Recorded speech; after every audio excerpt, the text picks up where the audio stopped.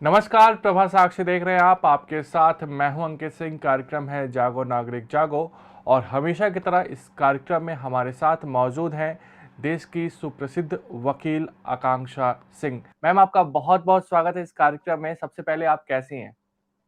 बिल्कुल बढ़िया। आप कैसे हैं? एकदम बिल्कुल बढ़िया। तो एक फिल्म आई है द केरल स्टोरी, और इस फिल्म के बाद शादियों को लेकर देश में अलग अलग तरह की चर्चाएं हैं, और यही आज हम जानने की कोशिश करेंगे कि कानून शादियों को लेकर क्या कहता है। तो मैम, पहला सवाल यही है कि शादियों को लेकर भारतीय कानून क्या कहता है, इसका संविधान में कहाँ जिक्र है? भारतीय कानून, बिकॉज हमारा जो देश है इसमें इतने सारे प्रदेश हैं, इसमें इतने सारे धर्म हैं, इसमें इतने सारे हम्म। कल्चर्स हैं। इसको प्रोटेक्ट करने के लिए जब संविधान बन रहा था उस टाइम पे उन्होंने यूनिफॉर्म सिविल कोड की मेंशन किया था, बट जो लॉ हुई है वो पर्सनल लॉ कहते हैं हम उसे। तो हम्म। एक हिंदू मैरिज एक्ट है, मुस्लिम्स का शरीयत लॉ चलता है, हम्म। क्रिश्चियंस के लिए अलग है, और एक है स्पेशल मैरिज एक्ट। सो जो हम्म। इनहेरिटेंस यानी कि आपका फैमिली में शादी ब्याह प्रॉपर्टी कैसे किसके पास आएगी, ये सब कुछ हम्म। पर्सनल लॉ के हिसाब से इंडिया में जहां तक है रेगुलेट होता है।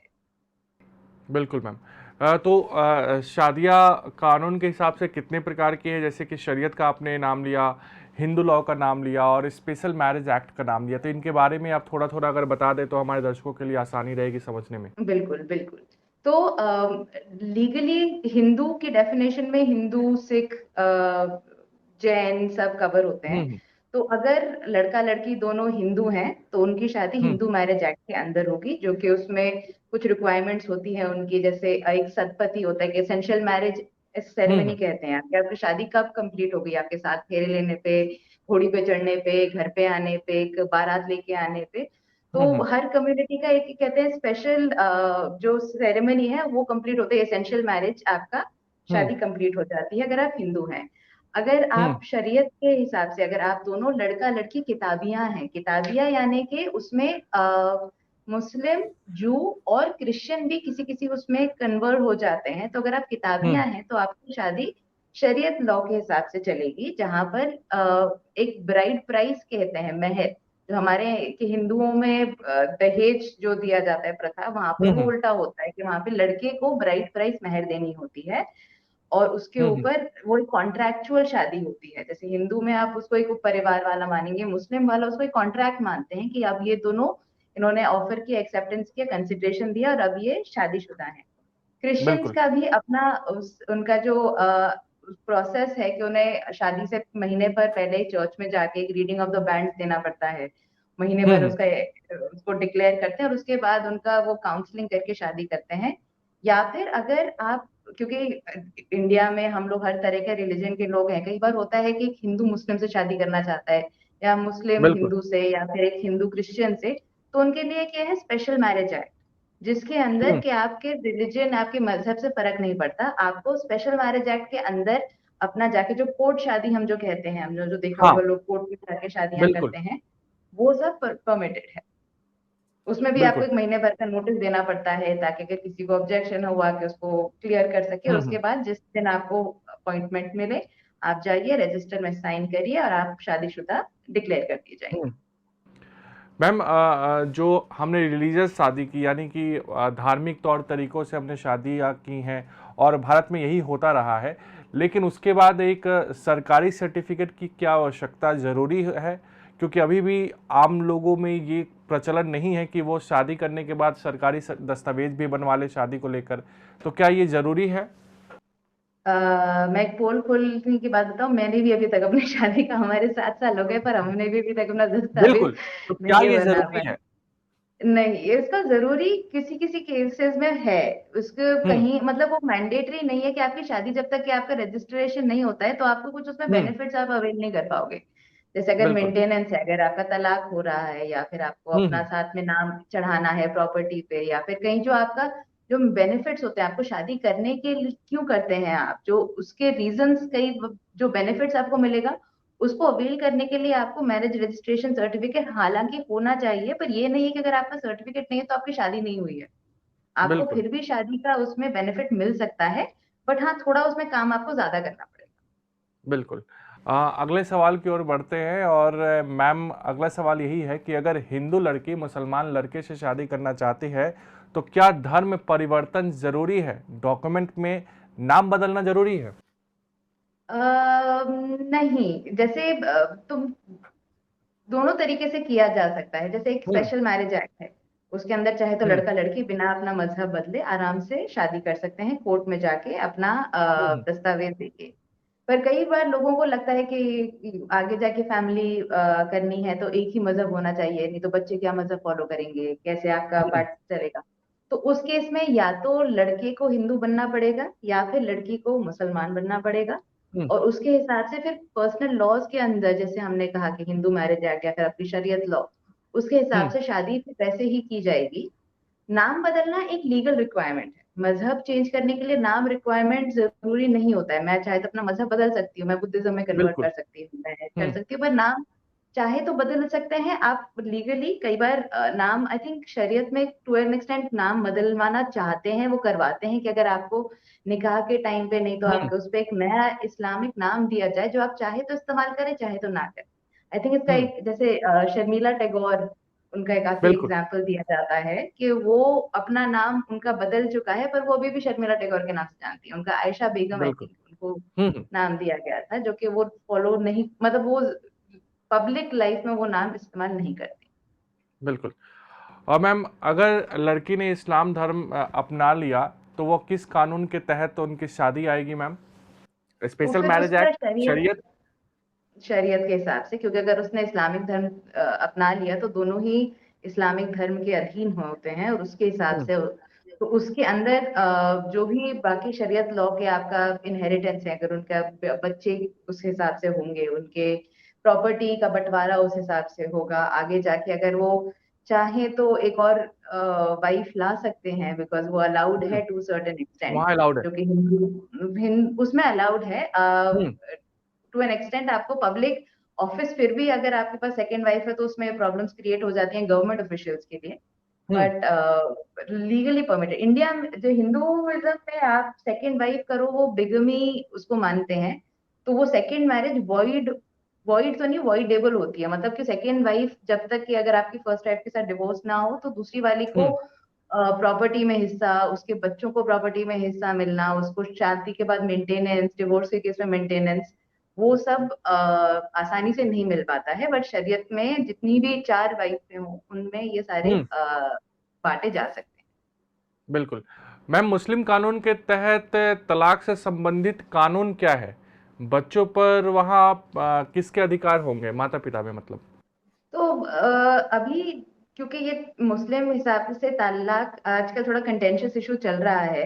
हुँ, जैसे पहले ट्रिपल तलाक बहुत प्रेवलेंट था टू एन एक्सटेंट, कि बिल्कुल। आपने एक बार तलाक तलाक तलाक एक बद कहते हैं उसका, तीन बिद्दत, उसको आप तलाक तलाक किया तो शादी खत्म हो गई।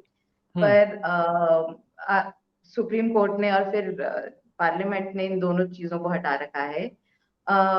लीगली अगर आप देखा जाए तो एक खुला डिवोर्स भी होता है मुस्लिम कम्युनिटी के अंदर, जबकि अगर लड़की चाहे तो अपनी मेहर लौटा दे, जो उसको कहते हैं खुला डिवोर्स। तो उसमें उसने अगर अपनी जो उसको शादी के टाइम पे मेहर मिली थी उसने वो लौटा दी तो वो डिवोर्स हो गया। पर अगर ये भी लीगली ज्यादा हम देखते नहीं हैं इसको फॉलो।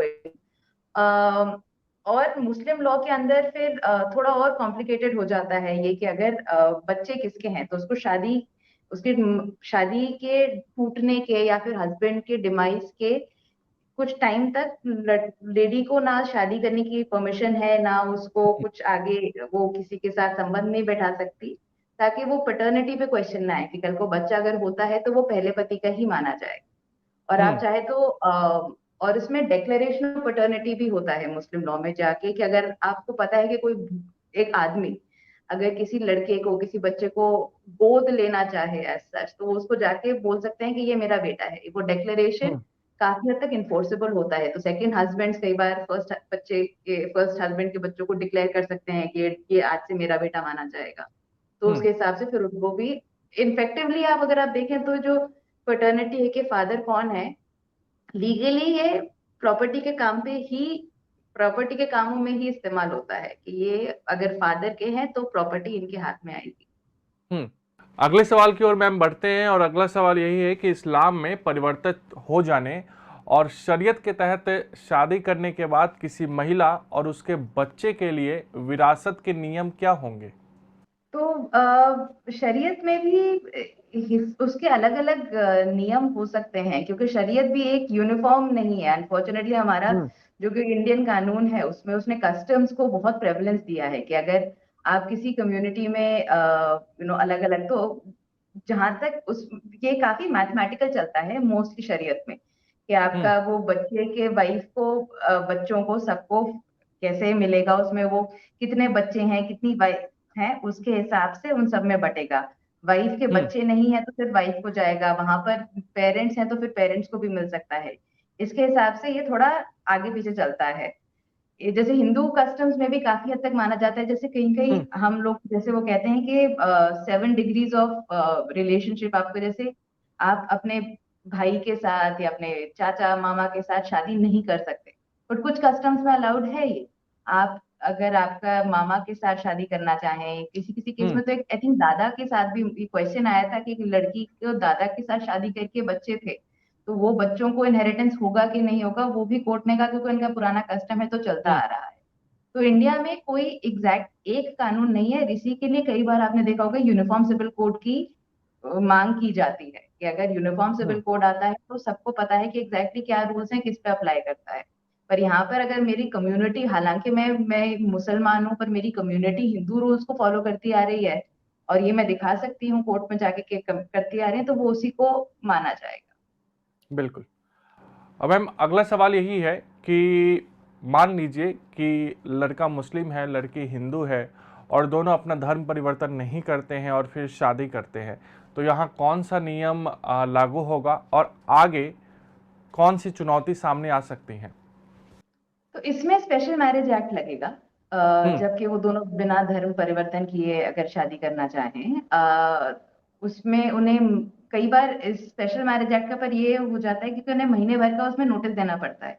जबकि हम्म। और वो चिपकाते हैं कि डिपेंडिंग ऑन किस कोर्ट में है, किस एरिया में है, किस जुरिस्डिक्शन में है, वो नोटिस बोर्ड पे आएगा कि ये आदमी और ये लड़की इस दिन शादी करना चाहते हैं, अगर किसी को ऑब्जेक्शन है तो आ जाओ।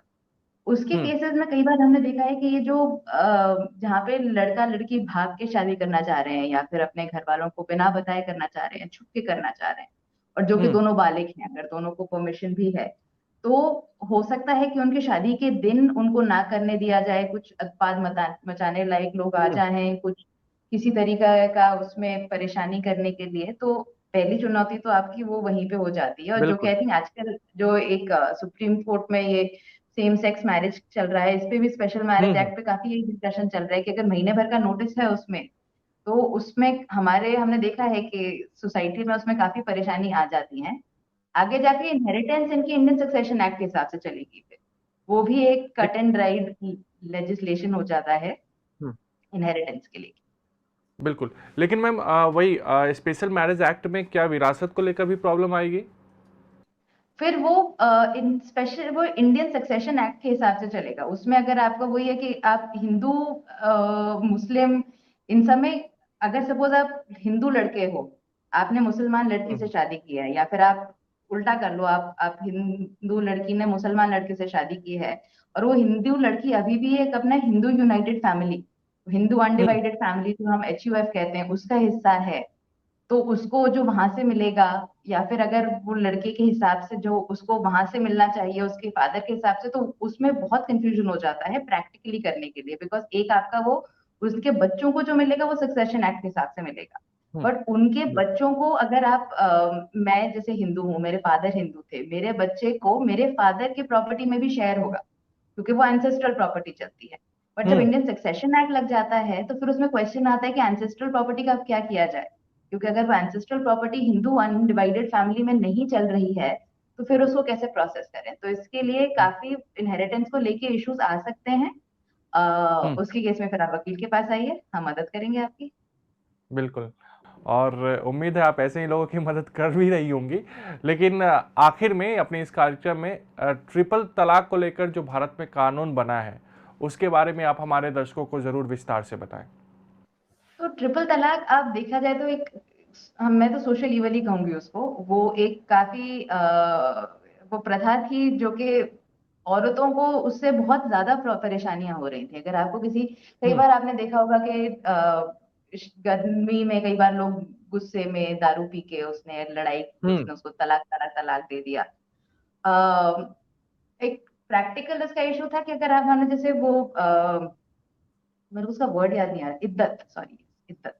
तो अगर शादी किसी की टूटती है, लेडी की, एक मुसलमान, तो वो उसको हम्म। इद्दत का हिस्सा, उसके 3 से 6 महीने के जो इद्दत होते हैं उसको वो ऑब्जर्व करना पड़ेगा। फिर उसको किसी और आदमी से शादी करनी पड़ेगी, उसके साथ तोड़ना पड़ेगा, फिर इद्दत करके वो अपने पहले वाले हस्बैंड के साथ शादी कर सकती है। तो हम्म। ये कई बार हम, और ये प्रैक्टिकली केसेस में हुआ भी था। एक इनफैक्ट एक केस हमने पढ़ा था कि जिसमें आदमी औरत का रात में झगड़ा हो गया, आदमी ने उसको तलाक तलाक तलाक बोल दिया, अगले दिन कहा कि अच्छा ठीक है, नहीं मेरे को वापस इससे शादी करनी है, ये तो मेरी पत्नी है, मैं तो गुस्से में दारू पी के बोल दिया था। हम्म। उसको उन्होंने गए मौलवी के पास के मौलवी अब कुछ रास्ता निकालो, तो मौलवी ने कहा अब इसको इद्दत तो करनी पड़ेगी, एक और शादी करनी पड़ेगी, फिर जाके आपसे शादी कर सकती है, तो क्यों ना मैं मौलवी होके इससे शादी कर लूं, ताकि मैं इसको तलाक दे दूंगा, फिर ये इद्दत करके आपसे दोबारा शादी कर ले। फिर मौलवी ने उसको तलाक देने से इनकार कर दिया कि अब मैं नहीं हम्म। कर रहा, मेरे को तो इसको रखना है अब पत्नी के हिसाब से। हम्म। उसमें उस औरत के पास अब खुला डिवोर्स का ऑप्शन नहीं था, तो वो लोग अटक गए, फिर जाए गए कोर्ट में, जाके उन्होंने उसको करवाया। तो ट्रिपल तलाक इस तरीके से, क्योंकि शादी जो आप सोचें बहुत एक इम्पोर्टेंट डिसीजन होता है, ऐसे ही हम्म। हवा में गुस्से में नहीं किया जा सकता। हम हर जगह देखिए, हिंदू एक्ट में भी आपको डिवोर्स प्रॉपर प्रोसीडिंग लेनी पड़ती है, कोर्ट में जाना पड़ता है, समझाना पड़ता है क्यों आपकी शादी टूट गई है। तो अब मुस्लिम लॉ में भी उसी तरह का प्रोसीजर उन्हें फॉलो करना पड़ेगा। कोर्ट ने भी और पहले ये ट्रिपल तलाक को वॉइड बोल दिया कि अब ये ट्रिपल तलाक तो परमिशन नहीं है। फिर बिल्कुल। पार्लियामेंट ने एक एक्ट पास किया जिसके हिसाब से ना जस्ट ये परमिटेड ही नहीं है, इसको ऑफेंस भी बना दिया गया। तो अब बिल्कुल। आपको अपनी, अगर आप मुस्लिम है और आपको अपनी वाइफ को डिवोर्स करना है, तो आपको कोर्ट जाना पड़ेगा बाकी लोगों की तरह। आप ऐसे ही बैठ के तलाक तलाक तलाक करके उसको नहीं, उससे अपना पीछा छुड़ा सकते। बिल्कुल। तो मैम आप हमारे इस कार्यक्रम में जुड़ी और इतनी सारी आपने जानकारियां दी, उसके लिए बहुत बहुत धन्यवाद। तो ये था प्रवाह साक्षी का खास कार्यक्रम जागो नागरिक जागो। फिर आपसे नए विषयों पर मुलाकात होगी, तब तक के लिए मुझे दीजिए इजाजत। नमस्कार। अगर आप भी लेना चाहते हैं देश दुनिया की तमाम जानकारी, तो आज ही सब्सक्राइब करें हमारे चैनल को। साथ ही नीचे दिए बेल आइकन को जरूर दबाएं ताकि हर अपडेट आप तक पहुंच सके।